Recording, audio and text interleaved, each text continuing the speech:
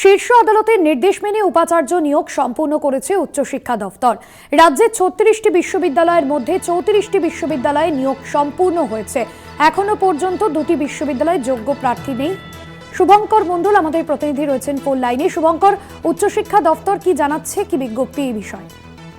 দেখো, তোমায় জানিয়ে রাখি, রাজ্যপাল তথা আচার্যের সঙ্গে উচ্চশিক্ষা দপ্তরের যে সংঘাত উপাচার্য নিয়োগ নিয়ে, সেটি কিন্তু শীর্ষ আদালত পর্যন্ত গড়িয়েছে এবং বিগত বেশ কয়েক বছর ধরে সেই মামলা চলেছে এবং সেখানে শীর্ষ আদালত রাজ্যকে মূলত বা বলা যেতে পারে উচ্চশিক্ষা দপ্তরকে উপাচার্য নিয়োগের যে দায়িত্ব সেটি দিয়েছিল এবং মূলত যেহেতু আচার্য তথা রাজ্যপাল তিনি শিক্ষা জগতের বাইরের ব্যক্তিদের নিয়ে উপাচার্য পদে বসাচ্ছিলেন।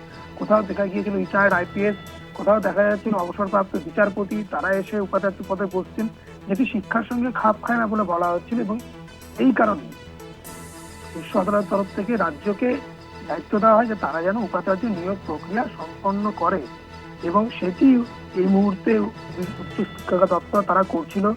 এবং তোমায় জানিয়ে রাখি যে রাজ্যের যে 36টি বিশ্ববিদ্যালয়, সেই 36টি বিশ্ববিদ্যালয়ের মধ্যে 34টি বিশ্ববিদ্যালয়ে স্থায়ী উপাচার্য পদের নিয়োগ প্রক্রিয়া ইতিমধ্যেই সম্পন্ন হয়েছে। 2টি বিশ্ববিদ্যালয় করা যায়নি, একটি রবীন্দ্রভারতী বিশ্ববিদ্যালয়, একটি রাজ্য স্বাস্থ্য বিজ্ঞান বিশ্ববিদ্যালয়। সেই বিশ্ববিদ্যালয়ে উপাচার্য নিয়োগ করা যায়, তার মূল কারণ সেখানে যে প্যানেল তৈরি করা হয়েছিল সেই প্যানেল বাতিল হয়েছে এবং সেই প্যানেল বাতিল হওয়ার কারণে নতুন করে প্যানেল তৈরি করতে বলা হয়েছে। পুরনো প্যানেলে যারা ইন্টারভিউ দিয়েছিলেন বা আবেদন করেছিলেন তারা আর আবেদন করতে পারবেন না, ফ্রেশার্স আবেদন এখানে করতে হবে বলে জানানো হয়েছে।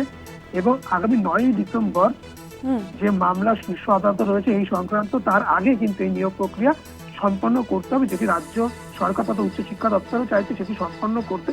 এবং 9ই ডিসেম্বর যে মামলা রয়েছে সেখানে কিন্তু তারা এই রিপোর্টও দেবেন। ধন্যবাদ জানাবো। শুভঙ্কর মণ্ডল আমাদের প্রতিনিধি ছিলেন ফোন লাইনে। শীর্ষ আদালতের নির্দেশ মেনে উপাচার্য নিয়োগ সম্পূর্ণ উচ্চশিক্ষা দফতরের এবং 2টি বিশ্ববিদ্যালয়ে এখনো পর্যন্ত যোগ্য প্রার্থী না থাকায় বিজ্ঞপ্তি প্রকাশ করা হয়েছে। রাজ্যের 36টি বিশ্ববিদ্যালয়ের মধ্যে 34টি বিশ্ববিদ্যালয়ে উপাচার্য নিয়োগ প্রক্রিয়া সম্পন্ন হয়েছে।